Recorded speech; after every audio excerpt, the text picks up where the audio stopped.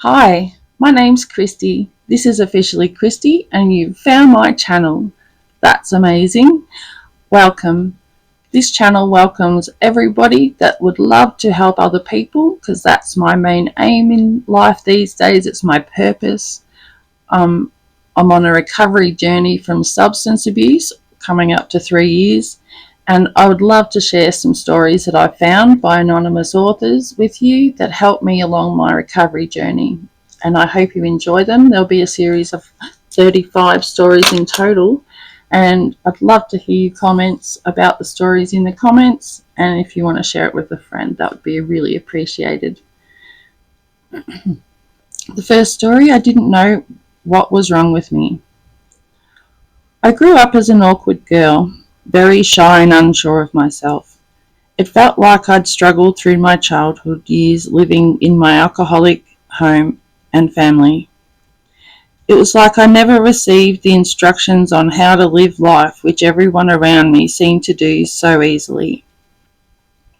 I never felt like I could fit in anywhere until the age of 14, when I picked up my first drink and got drunk. I remember it so vividly, how whole I felt. That black hole was gone. I could talk to anyone about anything, and I didn't feel that self-consciousness that dogged me every sober waking moment. That first night that I drank, I blacked out and was accused of doing something I cannot recall to this day. Although this first experience of drinking terrified me and got me into a lot of trouble, it was all I could think about, the effects that drinking gave me. I wanted more. There was never any kind of social drinking for me. I almost always blacked out and was always the person my friends talked about the next day. And I was known for the crazy things that I did when I was drunk. I didn't think too much about it. I just knew that I had to have another drink at any cost. And it cost me, it did. I lost very lovely friends, caring boyfriends, and respect and trust of my parents, among many other things. My grades at school dropped immediately. My friends noticed a dramatic change in my attitude, and several of them tried to talk to me about it. I just brushed off their concerns and rationalized it in my mind that they didn't understand, and what would they know anyway? It wasn't long before my parents, school teachers, and others in our community became concerned about my behaviour. They all tried to talk to me, to find out what was wrong with me, and again I shrugged it all off. The truth was that I didn't know what was wrong with me. I couldn't put it into words. The loneliness that I felt when I was not drinking, how awkward and stupid I was, how I was worth nothing and was never going to amount to anything anyway. No one really questioned me about my drinking, but really, if the truth be known, they didn't know the quantity that I was drinking. I always lied about it and hid a lot of what was going on. I had a lot of secrets and I swore that I would never tell anyone. Mostly, all they could see was my change in my attitude and my rebellion towards everything. I drank for 5.5 years in total, which isn't really a long time compared to some of the alcoholics that I've met in AA. But it was enough to take me to the depths of despair, of wanting to kill myself and longing to wake up dead. I prayed for God to take my life. I tried committing suicide when I was 18, but it was a feeble attempt as I didn't know what I was doing. It was a cry for help, and I voluntarily went into the psychiatric ward to try to sort myself out. There was one question in my admission form about drinking, and of course I lied. My denial was so strong. I blamed my parents, my friends, my schooling, my boyfriend at the time, my work environment, everything except myself. I did not dare look at me. I was so afraid of who I was to become and where I was headed. I knew there was something desperately wrong with me. When I drank, I almost always ended up in places and with people I did not know or would not have chosen to be with if I had been sober. I never set out drinking with the intention to do that. In fact, it was the last thing that I was interested in. My drinking was about the relief, but I would find myself either coming out of a blackout or waking up and starting to sober up, not knowing where I was. Who was I? Or who was this? What suburb was I in? There were so many shameful exits before dawn, and so I didn't have to face yet another strange man. I hated what I was doing. I despised myself. Many times I prayed to God not for help, but to end my life. I lost what dignity, self-respect and self-esteem I once had. My life had become about lies and deceit. I could not keep a promise, a commitment, or even follow through with a good intention. My life was dictated by alcohol and wherever that took me. I'd lost any choice. There was a large part of me that accepted that this was it, that the way I had to live, and I had to start to give up, not care about, just function through the day and get to my next drink. I didn't drink daily or weekly or around the clock. That didn't seem to be a pattern to the way I drank. It was whenever it was possible. It could mean a number of times a week or daily. It depends on where I could find money or the right person to buy me the drinks. I vomited a lot, which I hated as I believed it was a waste of alcohol. But I had the process worked out. Whenever I felt sick, I went to the bathroom, stuck my fingers down my throat, threw up, and then I was way back to the bar or the party to continue drinking like nothing had even happened. There was a few times in my first year of drinking where I did not know how to handle that sick feeling, and I felt embarrassed. So the action plan was the way out of convincing myself that somehow I had control over my drinking.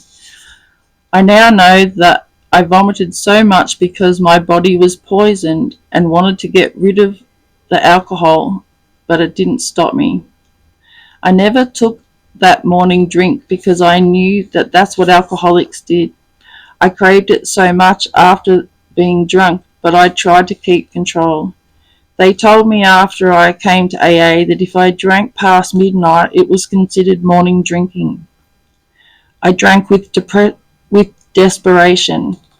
I knew that I was somehow different from my friends, but I never knew that it was alcoholism or that I suffered from it. What I didn't realize or understand was that I was bodily and mentally different from social or hard drinkers, that I was drinking to try to satisfy a physical craving that occurred once I put alcohol into my body. I had this in mind that told me it was okay not to drink, when in fact, based on my drinking experience, it was insane. I suffered from these moments where I couldn't sufficiently recall my own drinking experience and would succumb to drinking again because I knew that that was a solution to relieve how I felt when I was sober. That was the vicious cycle of alcoholism I found myself in. I didn't know how to stop or even if I wanted to. At the end of my drinking, I actually wished I could die rather than to get sober in AA, but what I didn't understand was that stopping drinking was very different to staying sober.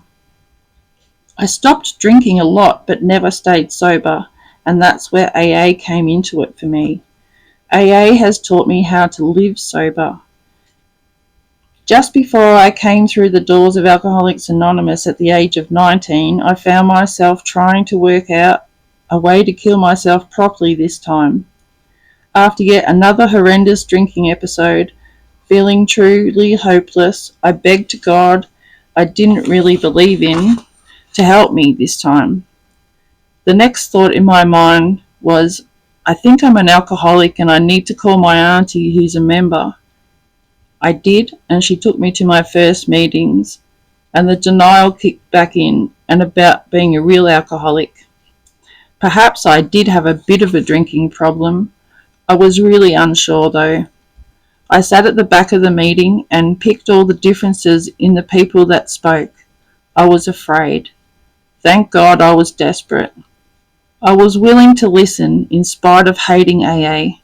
I didn't think I belonged here, that I hadn't drank enough for long enough and done the things that many people had done.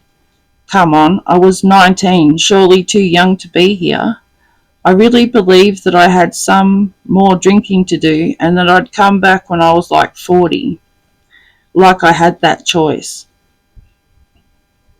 I did drink again after coming to meetings for a few weeks, and thankfully it was for a short time, a month. Believe it or not, my drinking escalated again and took me even further into hell than I'd come to know, hurting people that I loved the most and seeing much darker side of life. My drinking was about escape, but this time it stopped working. It was crazy time.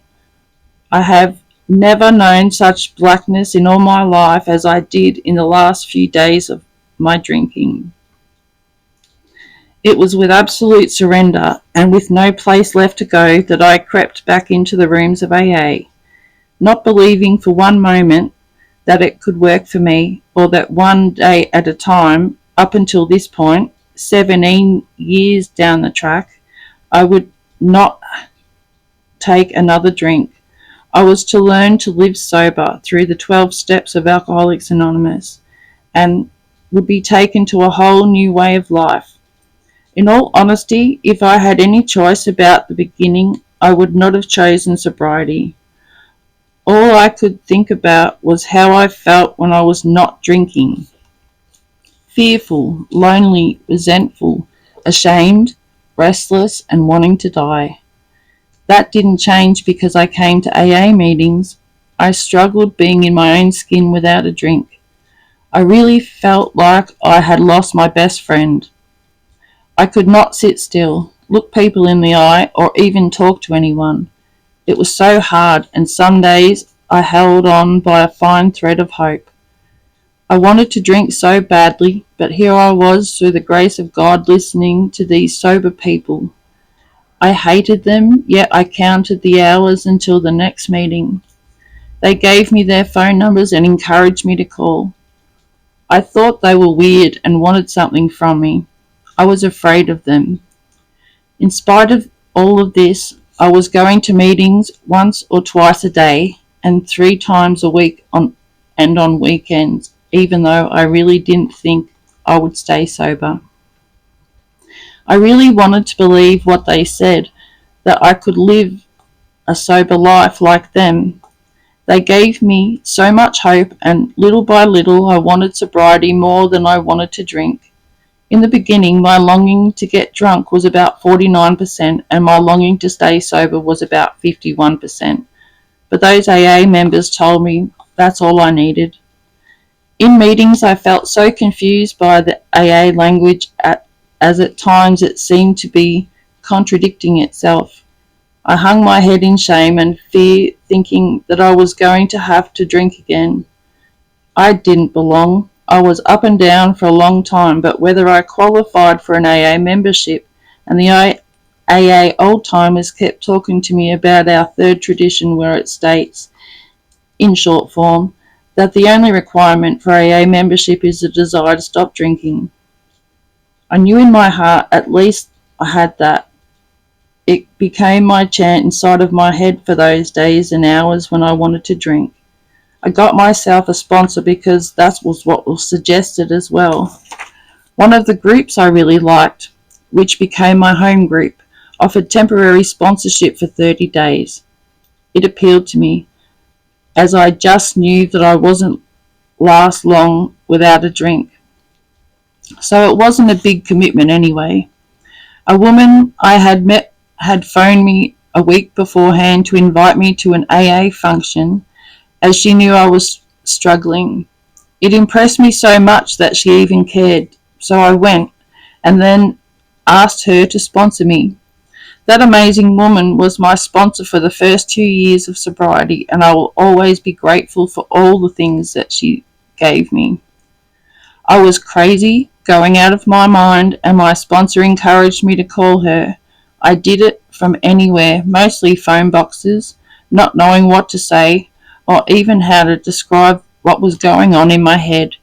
She knew though, and lucky for me, she was Irish, and I loved to chat with her. She did most of the talking.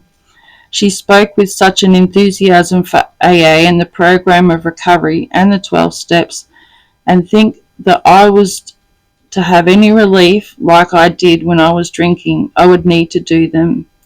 That terrified me because she didn't really understand that I wasn't the problem. It was everyone else, and if they lived their life the way I needed them to, I'd be okay.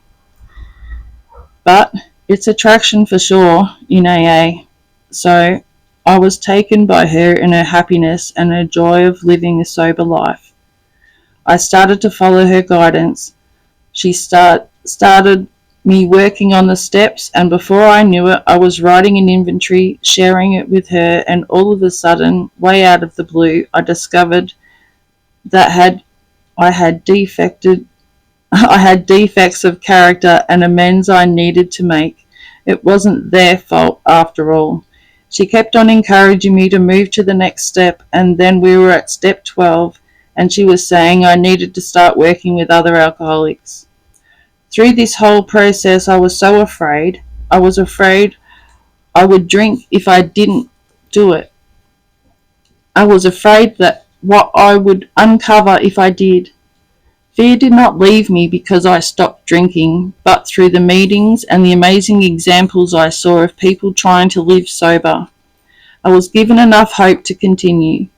A day at a time, I turned up, called my sponsor, took commitments in my home group, and then carried them out. I worked the steps the way they are outlined in our big book and tried to reach out to newcomers.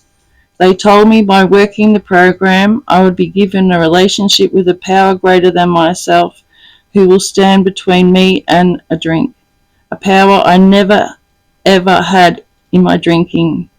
This would be a direct result of trying to live the AA way of life through the steps. The gratitude I feel is enormous for all the time and love the members of AA have given me and still give me today. I've been able to get on with my life. I have 4 incredible children, and although I cannot get to as many meetings as I used to, AA is still the centre of my life. There is a school and a community that I am happy to belong to as my extended family and interests.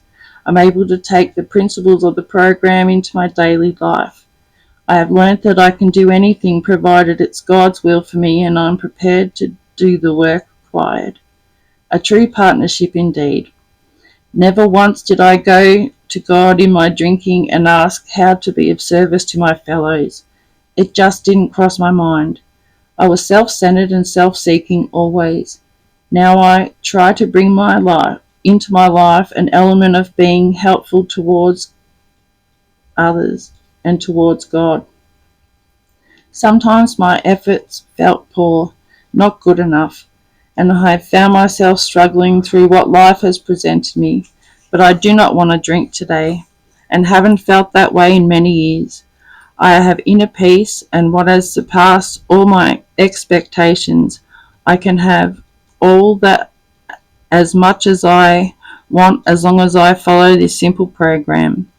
Being sober hasn't stopped life from happening, as I have experienced grief, heartaches and disappointments from circumstances out of my control that were caused by own self-will. The life in the past 17 years hasn't been perfect, but it's been full of hope, love and encouragement. I settled within myself. There is no more of the black hole that ate away my soul, and I have many great friends both within and outside the fellowship. The friends and sponsor I have in AA are incredible. We have a shared past from the depths of despair to an amazing way of life, one day at a time. Some of these friendships have been for the life of my sobriety and some for a good chunk of years, and they are based on honesty, love, humour, and compassion, not mixing that up with sympathy. It is something that I never experienced before in AA, before I got to AA. I know that I can go to these certain people at any time with anything that is troubling me, and although I don't always get the answer I want, I get the answer I need to hear, and mostly that is about working my program. I trust these people with my life, and our relationships are what I would list as some of the greatest assets of my life. I have a deep sense of belonging and purpose. This involves carrying AA's message to the still suffering alcoholic, one of the highlights of my life. Through AA, I finally found a place where the basis of my life is firmly grounded, where I can go about my daily business, whatever that may be, and now know who I am, that I'm an alcoholic and I no longer need or want to drink. That has been and continues to be the miracle of Alcoholics Anonymous in my life. Thank you if you've sat all the way through that. I appreciate that. And if you liked the story, please share it with a friend. Thanks.